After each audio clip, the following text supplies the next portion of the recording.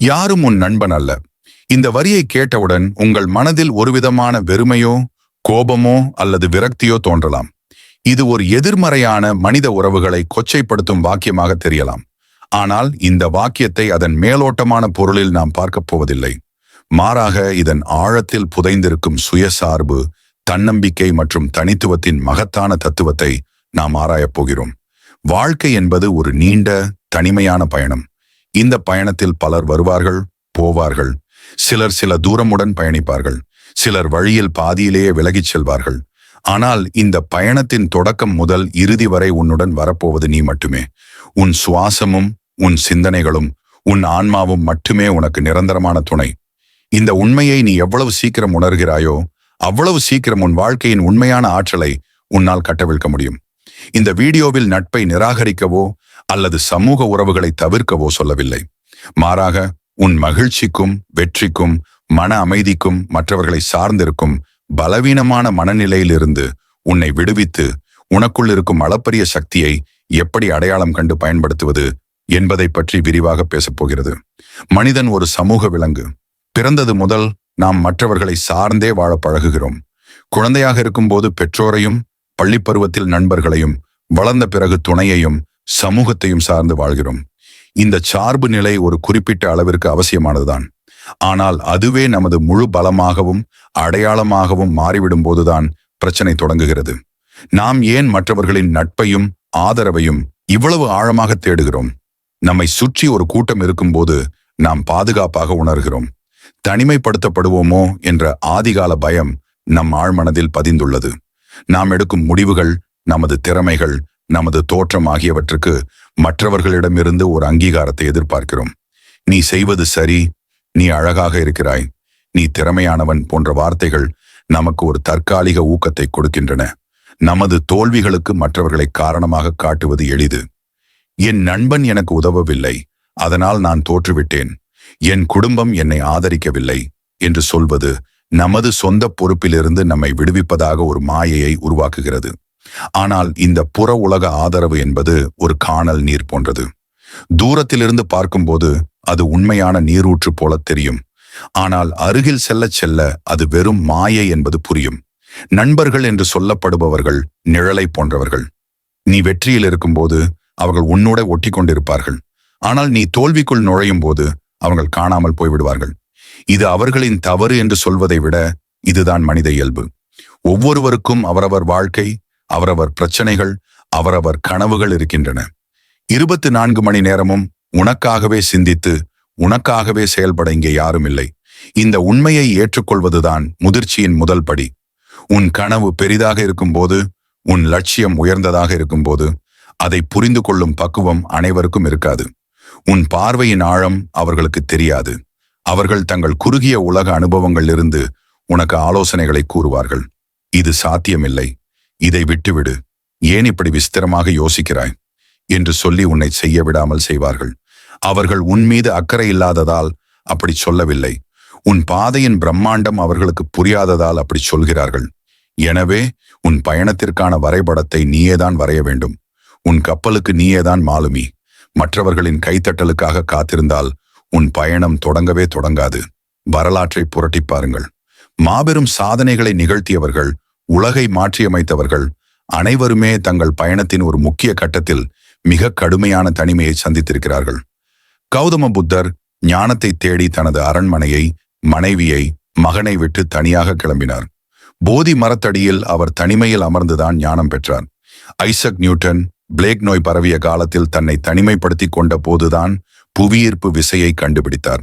Nelson Mandela 27 ஆண்டுகள் தனிமை சிறையில் வாடிய போதுதான் தனது மனதை ஒருமுகப்படுத்தி தென்னாப்பிரிக்காவின் எதிர்காலத்தை பற்றிய தெளிவான பார்வையை உருவாக்கினார். தனிமை என்பது ஒரு சாபம் அல்ல, அது ஒரு வரம். அது உன்னை உன்னுடன் பேச வைக்கும் ஒரு அற்புதமான கருவி. ஆரவாரமான உலகில் மற்றவர்களின் கருத்துக்களாலும் எதிர்பார்ப்புகளாலும் உன் உண்மையான குரல் நசுக்கப்படுகிறது.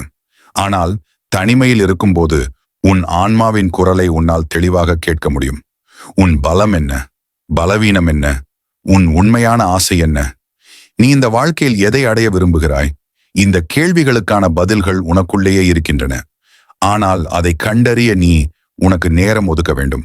அந்த நேரம்தான் தனிமை. ஒரு சிற்பி ஒரு பாறையை செதுக்கி ஒரு அழகான சிலையை உருவாக்குகிறான். அந்த செயல்பாட்டில் அவன் அந்த பாறையுடன் மட்டுமே பேசுகிறான். ஒவ்வொரு உளி அடியும் அந்த பாறையின் தேவையற்ற பகுதிகளை நீக்குகிறது. அதுபோலவே தனிமை என்ற ஒளியைக் கொண்டு சமூகம் உன்மீது திணித்த தேவையற்ற கருத்துக்களையும் நம்பிக்கைகளையும் பயங்களையும் நீக்கி உனக்குள் இருக்கும் அற்புதமான உண்மையான உன்னை நீ வெளிக்கொணர வேண்டும். ஆகவே உன் கனவுக்காக நீ தனியாக போராடும் போது யாரும் உன்னை ஆதரிக்கவில்லையே என்று வருந்தாதே. அதுதான் இயற்கையின் விதி. ஒரு விதை பூமிக்கு அடியில் இருட்டில் தனிமையில் போராடித்தான் முளைத்து வெளியே வருகிறது. ஒரு பட்டாம்பூச்சி கூட்டுப்புழுவிற்குள் தனியாக போராடித்தான் அழகான சிறகுகளுடன் வெளியே வருகிறது. உன் போராட்டமும் அப்படித்தான். அந்த தனிமையான போராட்டம்தான் உன்னை வலிமையாக்கும், உன்னை செதுக்கும், உன்னை உருவாக்கும். யாரும் உன் நண்பன் அல்ல என்பதன் உண்மையான ஆக்கப்பூர்வமான அர்த்தம் இதுதான். உனக்கு நீயே சிறந்த நண்பனாக இரு. ஒரு சிறந்த நண்பன் என்ன செய்வான்? நீ தடுமாறும் போது கை கொடுப்பான். நீ சோர்ந்திருக்கும் போது உன்னை உற்சாகப்படுத்துவான். நீ தவறு செய்தால் உன்னை மன்னித்து அதிலிருந்து பாடம் கற்க உதவுவான். உன் வெற்றிகளை கொண்டாடுவான். உன் ரகசியங்களை காப்பாற்றுவான். எந்த சூழ்நிலையிலும் உன்னுடன் இருப்பான். இந்த அத்தனை விஷயங்களையும் நீ உனக்கே செய்ய வேண்டும். எப்படி? தினமும் உன்னுடன் பேசு. காலையில் எழும்போது, இன்று ஒரு அற்புதமான நாள், என்னால் எதையும் சாதிக்க முடியும் என்று சொல். ஒரு கடினமான வேலையை செய்யும் போது, பயப்படாதே, நீ திறமையானவன், உன்னால் முடியும் என்று உனக்கு நீயே தைரியம் சொல். தோல்வி அடையும் போது, பரவாயில்லை, இது ஒரு அனுபவம், இதிலிருந்து கற்றுக்கொண்டு மீண்டும் முயற்சி செய் என்று உன்னை நீயே தேற்றிக்கொள்.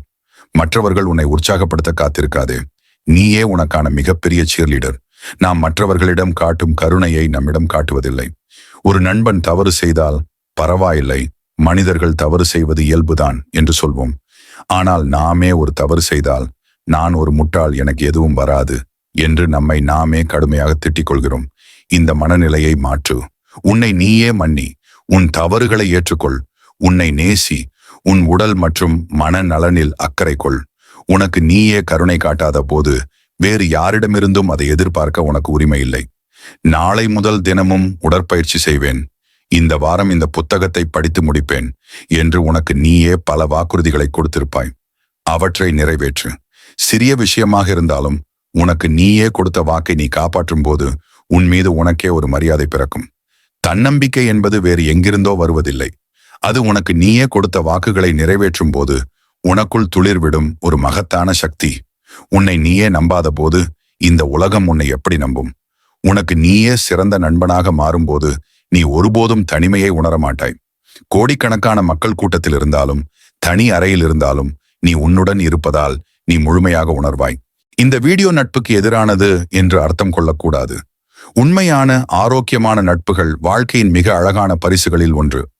ஆனால் நாம் நட்பை எப்படி பார்க்கிறோம் என்பதை மறுவரையறை செய்ய வேண்டும். நட்பு என்பது ஒரு பிச்சை பாத்திரம் அல்ல. அது ஒரு பகிர்ந்து கொள்ளும் கோப்பை. ஒரு சிங்கம் இன்னொரு சிங்கத்துடன் தான் நட்பு கொள்ளும். ஒரு கழுகு இன்னொரு கழுகுடன் தான் வானில் பறக்கும். நீ சிங்கமாக மாறும்போது உன்னை சுற்றி சிங்கங்கள் கூடும். அதுவரை கூட்டத்தில் ஒரு ஆடாக இருப்பதில் அர்த்தமில்லை. கழுகு பறவைகளின் ராஜா. அது ஏன் ராஜாவாக கருதப்படுகிறது? அதன் வலிமை, பார்வை, வேகம் ஆகியவற்றை தாண்டி அதன் தனித்துவமான வாழ்க்கை முறைதான் அதற்கு காரணம். கழுகுகள் எப்போதும் மிக உயரத்தில் தனியாக பறக்கும். காக்கை புறா போல கூட்டமாக பறக்காது. புயல் வரும்போது மற்ற பறவைகள் எல்லாம் கூடுகளில் ஒளிந்து கொள்ளும்.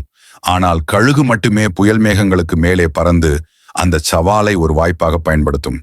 கழுகின் வாழ்க்கையில் மிக முக்கியமான கட்டம் அதன் 40வது வயதில் நிகழும். அப்பொழுது அதன் அலகு வளைந்து, இறகுகள் கனத்து, நகங்கள் வலுவிழந்துவிடும். அதனால் வேட்டையாட முடியாது.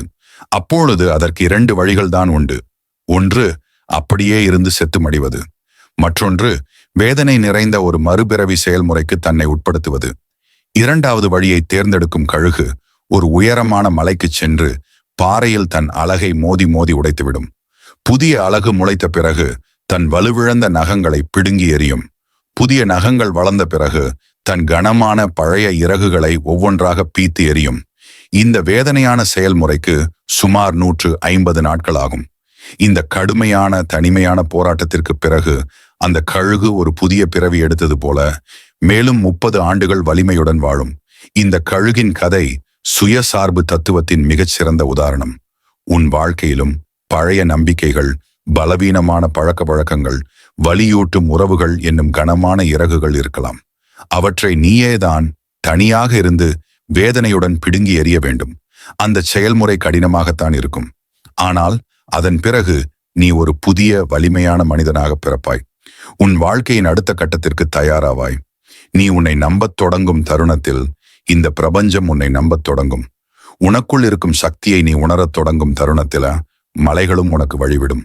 உன் பயணத்தில் நீ தனியாக இருக்கலாம். ஆனால் நீ பலவீனமானவன் அல்ல. நீ ஒரு தனி இராணுவம். உனக்கு தேவையான அத்தனை ஆயுதங்களும், அத்தனை திறமைகளும், அத்தனை வலிமையும் உனக்குள்ளே இருக்கின்றன. வெளியே தேடுவதை நிறுத்து, உள்ளே பார். மற்றவர்களிடம் கேட்பதை நிறுத்து, உன்னிடம் கேள். மற்றவர்களுக்காக காத்திருப்பதை நிறுத்து. உன் பயணத்தை நீயே தொடங்கு. இந்த பிரம்மாண்டமான பிரபஞ்சத்தில் உனக்கு உண்மையான துணை நீ மட்டுமே, எப்போதும், என்றென்றும்.